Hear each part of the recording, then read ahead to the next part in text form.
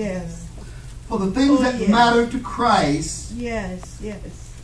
And do count them but dung, refuse. Yes. All right. He says, because winning this intimacy with Christ is a better win. Yes, yes, yes. Amen. You know, some things we get are just hollow victories. All right. Amen. But Paul says, this is not a hollow victory. This is a victory worth counting. This is a victory worth pursuing. That is to know that you have made yourself available to the Spirit of God so that the Spirit of God can begin to shape and mold who you are. Y'all gonna pray with me? I'm not going to be here very long. He says, doubtless I count them but loss. And then verse 9 he says, and be found. He says, this is an important preposition. In him. This is not speaking merely of being saved. This is speaking of being at a place in a relationship with God that is unique and special to those that have pressed to be more intimate with Christ. Amen. He's talking about that person that has pursued Christ at a hotter, more intense level than that person who was satisfied to know, well, I'm going to heaven anyhow. Come on, somebody. I got news for you. There'll be a whole lot of folk in heaven anyhow.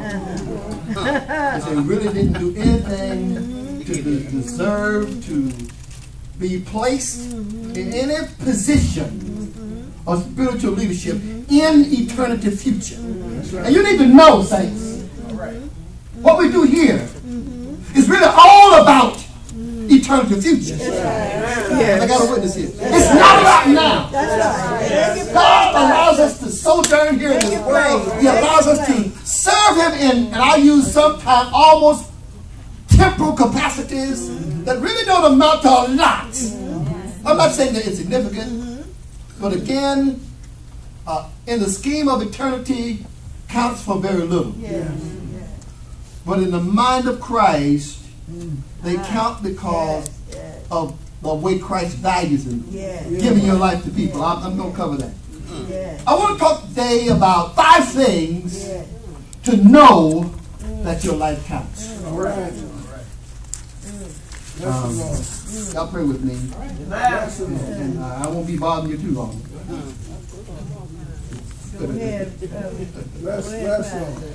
Pray for me. As I said, Paul has already talked about the things that matter require us to forget some things that don't matter. He says, if you will, in verse number 7, I'll read it again. He says, but what things? Now, I don't know what the what things is to you. But everyone has a what things list. What things? Those things that you have valued over time. Those things that have mattered to you above some other things.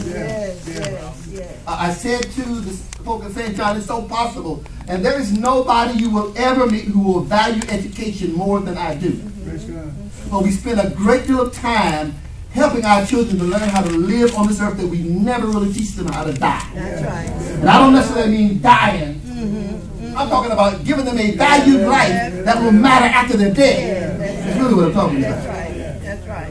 And we do that. Amen, somebody. Amen. But Paul says, what things? Well, the question that has to be asked is, what are the what things for you?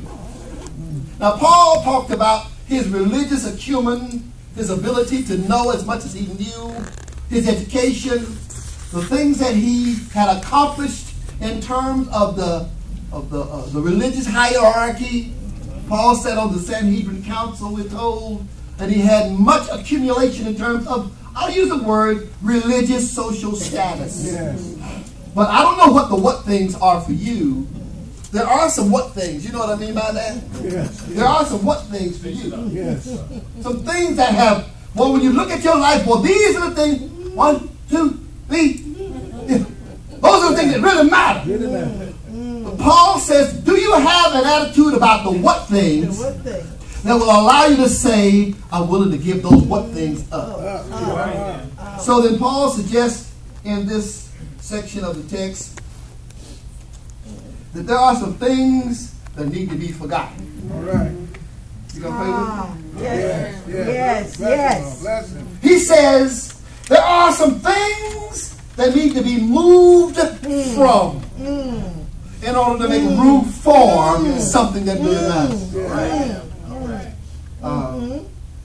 He says there are some things to press toward that are greater. Yes. That in achieving these things, we achieve great things for the kingdom. The text that Paul is giving us here is really a text about, hear me carefully and don't miss what I'm saying, and this is not a euphemism, spiritual priority. Spiritual priority. And what I mean by that is more than just something that sounds real nice and flowery. I'm really talking about learning what things in your life, and I'm talking about your what things, because I know what my what things are. Those what things, I know what things that need to go. Hello, somebody. Yes, but I know you know your what things too, don't you? That's right. That's right. Amen. Praise God. All of us got a what things list.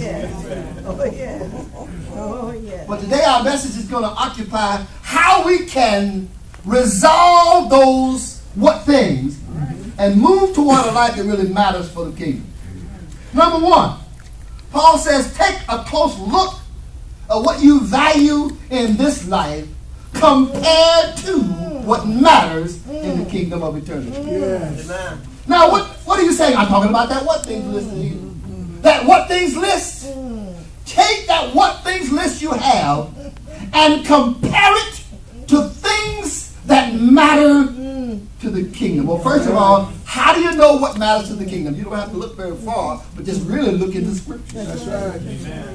You can determine some things that matter to Christ. What matters to Christ, Paul spells out some things in this text. He says, one of the things that matters to Christ is that having an intimate relationship with God matters. So that really becomes priority one. Yes. Now,